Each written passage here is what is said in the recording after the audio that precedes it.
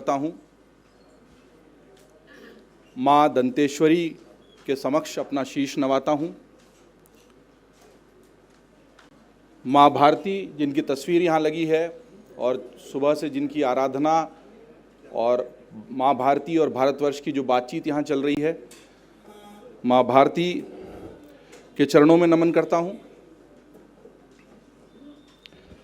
सबसे पहले तो भोजन भी हो गया और चाय भी हो गई। कहा जाता है कि भोजन के ठीक बाद के जो सत्र होते हैं वो जनरली बहुत अच्छे नहीं होते हैं, क्योंकि भोजन के बाद थोड़ा सुस्ती होती है, लेकिन चाय हो चुकी है। उस चाय के बाद भी अगर थोड़ा पूर्ण चेतना आने में अगर वक्त है तो मैं कहूँगा जय जोहार, जय जोहार। मैं मीडिया, संस्कृति, भाषा और उसमें मीडिया की भूमिका पर अपनी बात रखूं, उसके पहले मैं यहाँ पर बस्तर में, जगदलपुर में इस सभागार में मौजूद हूँ, उसके लिए 2-3 धन्यवाद बहुत आवश्यक हैं। सबसे पहला धन्यवाद तो सुमित जी का। इन्होंने मुझसे कहा कि एक कार्यक्रम हो रहा है, सुमित जी पुराने परिचित हैं, और जिसमें भाषा और संस्कृति पर बात होगी और मुझे लगता है कि तुमको वहाँ होना चाहिए।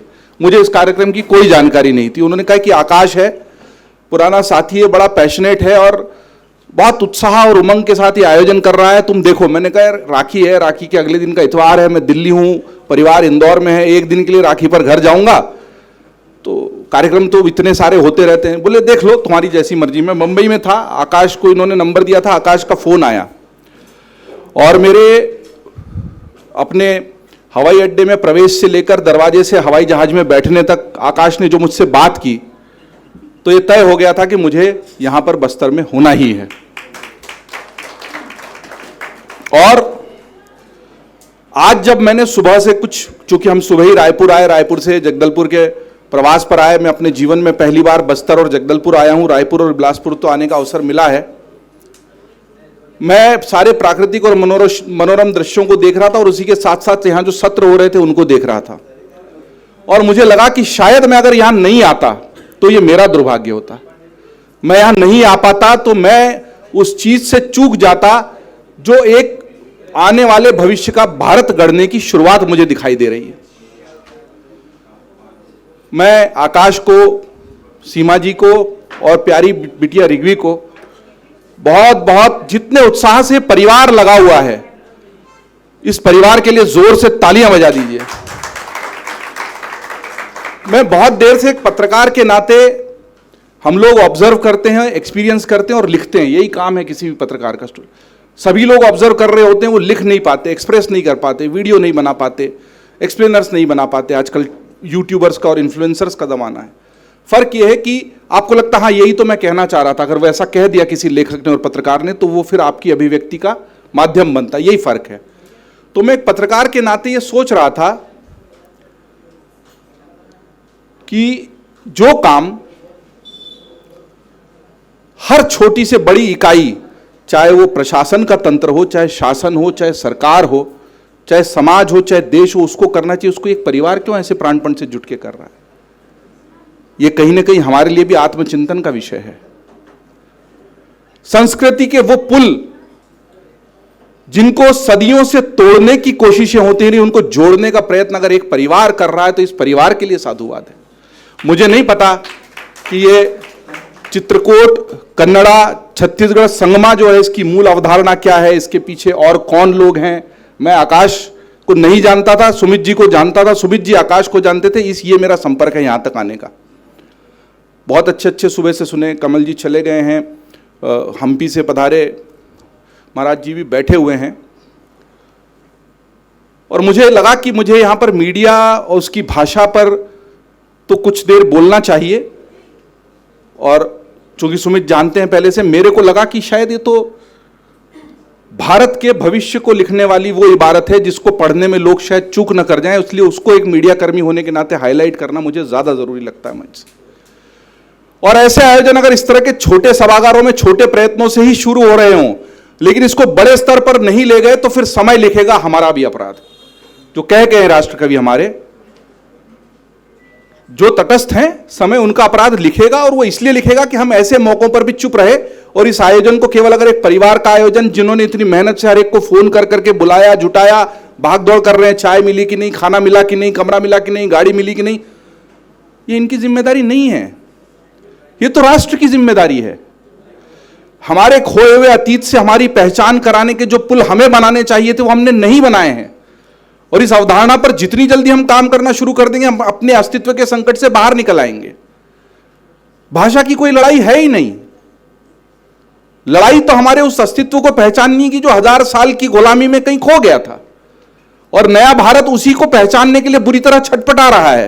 और जब भी इस तरह की छटपटाहट होती है तो एक संक्रमण काल आता है, और उस संक्रमण काल में जो आलोड़न होता है उससे डरना नहीं चाहिए, क्योंकि जो लोग इस को बांध बनाकर रोके हुए थे, उनका डर बाहर आता है कि अरे भारत तो सचमुच जाग रहा है, अरे भारत के लोग तो कन्नड़, तमिल, तेलुगु, हिंदी, अंग्रेजी, उर्दू के विवाद से ऊपर जा रहे हैं, अरे रोको। और इन रोकने वाले के षड्यंत्रों को हम समझ लेंगे तो आपको किसी मीडिया की भी जरूरत पड़ने नहीं वाली है इस सेतु को बनाने की। लेकिन जब तक आप इस चक्रव्यूह में, इस दुष्चक्र में फंसे रहेंगे और इस तरह के समागमों के महत्व को हम इस सभागार से बाहर नहीं ले जा पाएंगे, तो इस तरह के कितने भी समागम कर ले, कुछ होने वाला नहीं। क्योंकि छोटे स्तर के प्रयत्न सदियों से हुए हैं। आजादी की लड़ाई सबने नहीं लड़ी, मुगलों के खिलाफ सब लोग नहीं लड़े, और इस देश का नागरिक, पत्रकार में बाद में बना होने के नाते मुझे सबसे बड़ा दर्द इस बात का है। आप जिस समावेशी संस्कृति की बात कर रहे हैं, मुझे बचपन से घुट्टी में मिली। मुझे बहुत अच्छा लगा जानकर कि आकाश यही जगदलपुर से, छत्तीसगढ़ से हैं, बेंगलोर में जाके इन्होंने पढ़ाई की और आगे कामकाज शुरू किया। मुझे लगा इनकी श्रीमती भी यहाँ की, वो बोले वो कश्मीर की हैं, वो डोगरा हैं, और दादी नानी भंडारा की, महाराष्ट्र की थी। तो इनके अंदर परिवार में ही पूरा छोटा भारत समाया हुआ है।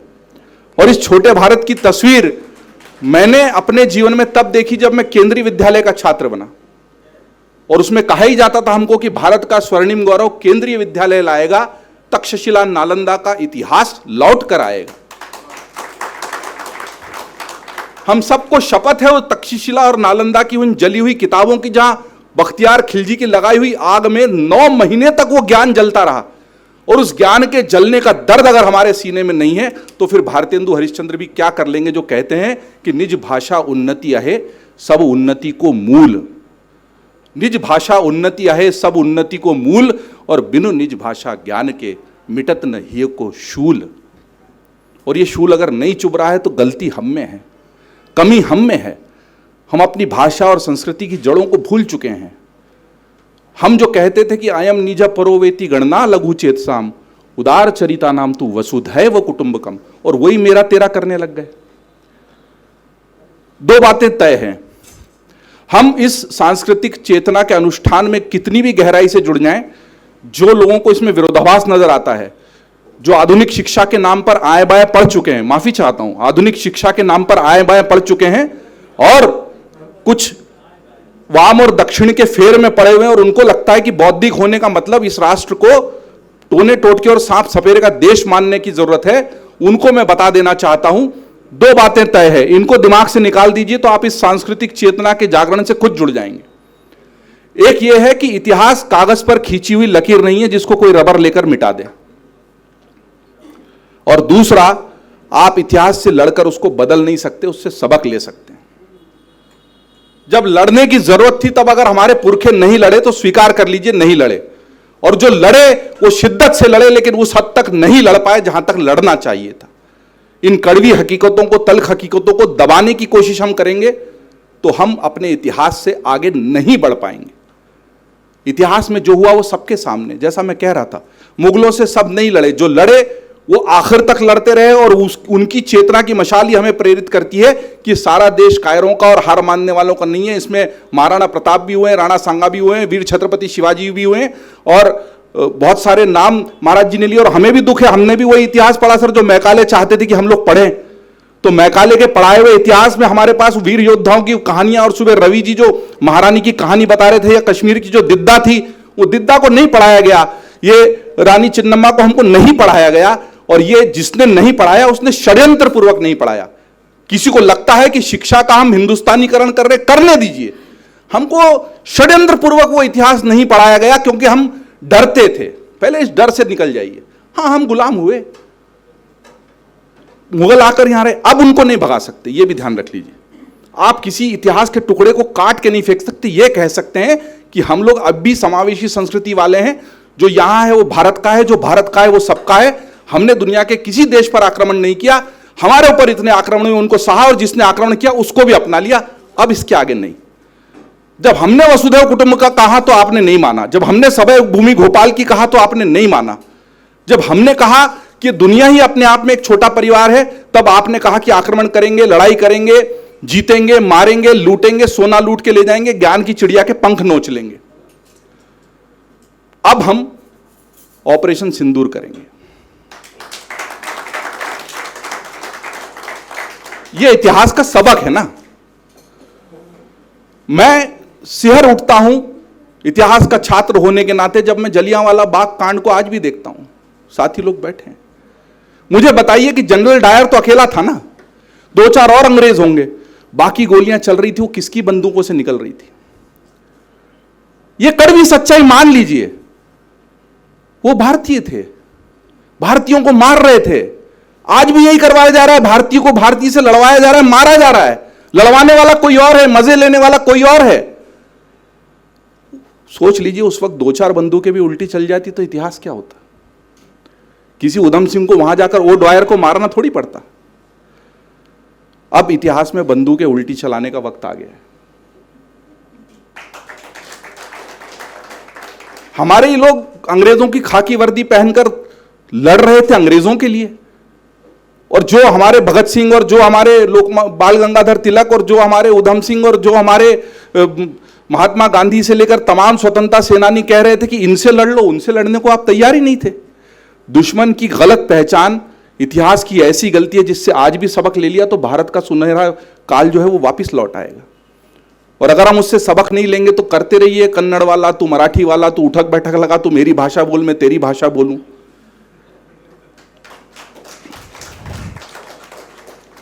फिर अंग्रेजी और दूसरी भाषाएं आपसे देखिए, किसी भाषा से परहेज नहीं। मुझे बहुत अच्छा लगा, द संवाद लिखा है, द भी है और संवाद भी है। भाषा का ज्ञान गलती नहीं है। भाषा तो वो झरोका है जो हमेशा खुला रहना चाहिए, ज्ञान की हवा आनी चाहिए। लेकिन घर का दरवाजा हमारी संस्कृति का दरवाजा है, उस पर अतिक्रमण करोगे तो फिर देखना पड़ेगा। ज्ञान का प्रवाह भाषा के माध्यम से होगा। ज्ञान की, अभी आपको मेरी भाषा नहीं आती तो मैं आपकी भाषा सीखूंगा। जैसा मैं कह रहा था, केंद्रीय विद्यालय में छोटे भारत का इतना सुंदर स्वरूप मैंने देखा। कन्नड़, तमिल, तेलुगु, उड़िया के हमें गीत सिखाए गए, मलयालम के गीत, चलुविदम उद्दीन मक्कड़े, मुझे नहीं पता था लेकिन मुझे सिखाया गया। और ये मैंने अपने स्कूल में सीखा तो मुझे अपने देश, अपनी भाषा, अपनी संस्कृति के प्रति प्यार जगा और मुझे लगा कि सारे देश को केंद्रीय विद्यालय बना दो, लड़ाई खत्म ही हो जाएगी।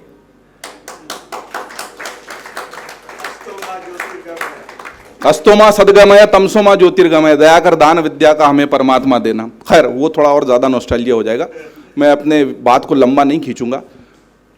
पहला मुद्दा आपने जो मुझे बोलने के लिए दिया आकाश जी, आयोजक होने के नाते, कि भाषा और मीडिया और संस्कृति, मुझे लगता है बहुत बड़ा योगदान है। मैं इंदौर में पला बड़ा हूँ और मेरे भाषिक संस्कार जितने मेरी पाठ्य पुस्तक से आए उससे कई गुना ज़्यादा मेरे को जो अखबार पढ़ने को मिलते थे। मेरे पिताजी भी पत्रकारिता से जुड़े थे, घर में कई सारे अखबार आते थे और सुबह विद्यालय जाने से पहले मेरी ड्यूटी होती थी कि सारे अखबार स्वस्वर उनको पढ़ के सुनाऊं। तो मेरी भाषा समृद्ध हुई उस तरीके से, अखबारों को पढ़ने से भाई साहब। तो मैं वहाँ पर जितने अखबार थे, खासतौर पर नई दुनिया अखबार जो अपने आप में एक मतलब नाम है पत्रकारिता में, और बड़ा सौभाग्यशाली हूँ कि उस अखबार की भी सेवा करने का मौका मिला। वो 5 जून 1947 को शुरू हुआ, आज़ादी के ठीक पहले, और आज़ादी के साथ साथ बड़ा हुआ। ऐसे ही अमर उजाला से मैं भी जुड़ा हूँ, जो 18 अप्रैल 1948 को आगरा से शुरू हुआ, और उसी तरह की आज़ादी की मशाल, आज़ादी के मूल्य उसमें कायम है, सामाजिक मूल्य। तो मैं उस अखबार की भाषा को पढ़ के अपनी भाषा को बेहतर कर पाया। आज अगर अखबार की भाषा विकृत होगी, मीडिया की भाषा विकृत होगी, मीडिया में भाषा की शुद्धता का आग्रह नहीं रहेगा, तो भाषा का विकार पीढ़ी में जाना ही है। इसलिए अगर मीडिया में भाषा की शुद्धता का, आप समाज में जो बोला जाता है वही हमारी भाषा है। समाज में तो बहुत कुछ किया जाता है। सवाल यह है कि आप समाज में जो हो रहा है उसका अनुकूलन करेंगे या परिष्कार करेंगे। चौथा स्तंभ होने के नाते परिष्कार का दायित्व है। अनुकूलन करते चले जाएंगे तो फ्रंट पेज पर आप खराब फोटो, गंदे से गंदे फोटो छाप देंगे तो भी ये समाज उससे आगे की चाह रखेगा, क्योंकि वो डंबिंग डाउन है। उसके लिए एक फिनोमिना, उसका नाम है डंबिंग डाउन। आप अगर समाज को खराब परोसेंगे तो उसकी अगली आने वाली पीढ़ी उससे भी खराब की चाहत रखेगी, और फिर खराब से होते हुए हम पतन की ओर अग्रसर होंगे और हम पतनशील समाज की रचना कर रहे होंगे। अगर भाषा संस्कृति में शुद्धता का, समृद्धि का आग्रह नहीं होगा मीडिया में, तो ऐसा ही होगा। तो भाषा का बहुत बड़ा दायित्व है, लेकिन भाषा का उससे बड़ा मीडिया का दायित्व यह है कि इससे आगे बढ़कर देश में इस वैमनस्य को और कटुता को बढ़ाने की बजाय भाषा और संस्कृति के हम ऐसे पुल बनाएं, समाज के सकारात्मक और अच्छे विचारों को उस तरीके से सामने लाएं। लड़ाई की बजाय ये जो सेतु छत्तीसगढ़ कन्नड़ा संगमों के माध्यम से हो रहा है, इस तरह के सेतुओं को और मजबूत करें, जिस पर चलकर भारत अपने स्वर्णिम भविष्य की ओर बढ़ सके। तो मीडिया अपनी दायित्व को बेहतर तरीके से निभा रहा होगा, और अगर हम ऐसा नहीं कर रहे हैं तो हमें अपने भीतर झांकना पड़ेगा।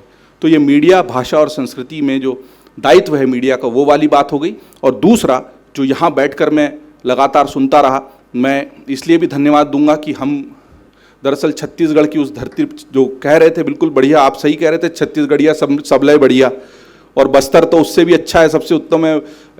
हमारे जो सूत्रधार महोदय हैं बहुत अच्छी अच्छी बातें कह रहे हैं, स्थानीय छत्तीसगढ़ी भी बोल रहे हैं, और पांडा जी आए, उन्होंने भी बहुत अच्छी बातें भाषा को, छत्तीसगढ़ को लेके बताई कि छत्तीसगढ़ में सिर्फ प्रेम है, कोई प्राकृतिक आपदा नहीं है, कोई विपदा नहीं है। मैं इसलिए भी ज़्यादा रोमांचित महसूस करता हूँ इस धरती पर आकर कि हमारे देश की संस्कृति और धर्म की पताका को दुनिया में मजबूती के साथ फहराने वाले हम सबके पूजनीय, आदरणीय स्वामी विवेकानंद ने भी अपने उन्नयन के लिए, हम यहाँ भाषा की बात कर रहे हैं, उन्होंने हिंदी भाषा कहाँ सीखी? ये रायपुर में आके सीखी।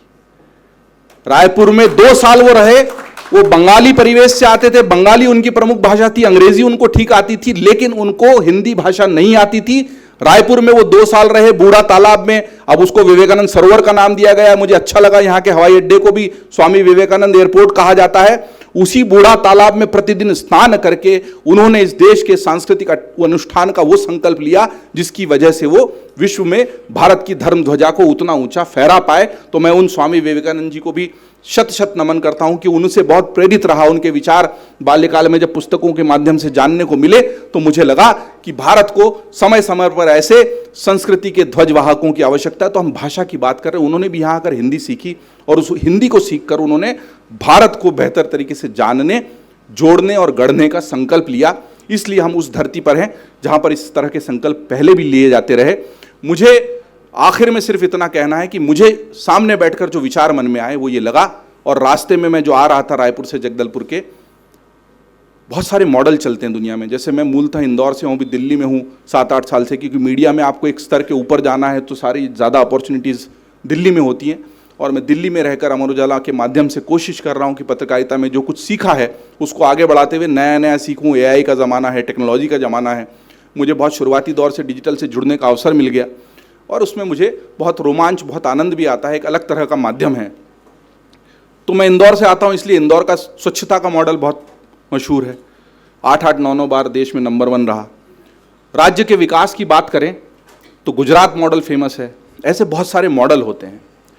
मुझे लगता है कि हमारी जो पुरानी संस्कृति है, आदिवासी संस्कृति है, हमारी जो त्यौहार हैं, हमारे जो अपनत्व वाली बातें हैं, आत्मीयता वाली बातें हैं, विश्व बंधुत्व वाली बातें हैं, उनके लिए आने वाले समय में कोई मॉडल बन सकता है तो वो दुनिया के लिए बस्तर मॉडल के रूप में जाना जा सकता है। मैं उसका आपको कारण बताता हूं। बेड़ेकर साहब शायद अभी सभागार में नहीं हो, बिल्कुल ठीक कह रहे थे। अभी भी समय पूरी तरह बदला नहीं है, परसेप्शन के माध्यम से कम से कम। अभी भी परिवार और मित्रों को बोलो कि बस्तर जा रहे हैं तो बोलते हैं देखना भाई ध्यान से जाना। उनको लगता है कहीं लैंडमाइन फट जाएगा, कहीं गोली चल जाएगी। वही दृश्य देखकर हम बड़े हुए हैं इतने सदियों से, मतलब सालों से, सॉरी दशकों से। तो हमको लगता है कि यहाँ पर अभी भी असुरक्षा है, नक्सलवाद है, विकास की गति नहीं पहुँच पाई है और ये बुरा हुआ। इससे देश के इस हिस्से को पूरे देश से जोड़ने में, शिक्षा के आधुनिकीकरण में, चिकित्सा के आधुनिकीकरण में दिक्कतें हुई। लेकिन मैं सुमित जी से भी रास्ते में कह रहा था, कितना भी बुरा हुआ, नक्सलवाद तो बहुत ही खराब था, एक अच्छी बात ये रही कि यहाँ पर उम्मीद का दिया अभी भी इसलिए रोशन है कि संस्कृति जीवित है, दूषित नहीं हुई, मॉल कल्चर हावी नहीं हुआ। बाहर से आता तो क्या आता, डोमिनोज और पिज्जा हट ही तो आता, कॉन्वेंट स्कूल ही तो आते, आ गए, वो प्रतीक हैं। अगर हमारे बस्तर के भाई बहन उस हद तक की रक्षाबंधन गांव गांव देहात में बस्ती में मन रहा है, मां दंतेश्वरी के सामने इतनी आराधना पूजा हो रही है, बचा के रखिए, बच्चों को बता के रखिए। हम भूल रहे हैं, हम उन प्रतीकों को अपना रहे हैं जो हम पे थोपे गए हैं, और जिसको लगता है ये षड्यंत्र नहीं है वो गहरी निद्रा में है। भगवान उसका भला करे। इस समूचे सांस्कृतिक षड्यंत्र को पहचानते हुए यहां पर अगर किसी भी कारण से सही, चाहे वो कारण बुरा हो, अगर संस्कृति जीवित है, संरक्षित है, तो अब बड़े शहरों में क्या हो रहा है, लोग बड़े बड़े होटल खोल रहे हैं, खूब इन्वेस्टमेंट करके खटिया बिछा रहे हैं, गांव जैसा माहौल कर रहे हैं, लिखा हुआ है गांव का खाना, घर का खाना, और लोग वहां पर हजारों रुपए देके खाना खा रहे हैं जाके। तो हजारों लाखों रुपए कमा के महंगे आलीशान बंगलों में रह के भी आपकी उम्मीद और इच्छा तो उसी संस्कृति, उसी देशी देहात से, उसी गांव से, उसी अपनेपन से, मिट्टी की उसी खुशबू से, उसी रोटी से है ना वीर जी, जुड़ने की इच्छा तो उसी से है। और वो कहीं बची हुई है तो उसको ले जाके मॉल में स्थापित करने की बजाय जहां है वहीं संरक्षित रखिए। हम इस बस्तर मॉडल के माध्यम से दुनिया में भारत की संस्कृति को फिर से उस स्तर पर, बड़ा रास्ता है, लंबा रास्ता, एक दिन एक सभागार, एक सेमिनार, एक भाषण से नहीं होगा, बहुत सारी आहुतियां लगेगी। और इस बार खाकी कपड़े पहनकर अंग्रेज की नौकरी करने वालों को समझ लेना पड़ेगा कि भाई अब नहीं चलेगा। इतनी ही बात कह के, बात ज्यादा लंबी भी जा सकती थी, आगे और सत्र होने हैं, सुमित जी को भी हमें सुनना है। मुझे पता नहीं था कि मुझे मीडिया वाले सत्र की शुरुआत में भेज दिया जाएगा। मैं कह भी रहा था मैं तो स्पिनर रहा हूं भाई, ओपनिंग बैट्समैन का मुझे अनुभव नहीं है ज्यादा, लेकिन बुला लिया तो मंच का सम्मान है, मां शारदा का सम्मान है। एक बार फिर इस शानदार आयोजन में मुझे आमंत्रित करने के लिए, मुझे इन सारे अनुभवों से गुजरने के लिए और अपने ज्ञान में इजाफा करने के लिए जो अवसर मिला, उसके लिए बहुत बहुत धन्यवाद। जय हिंद, जय मां भारती, वंदे मातरम।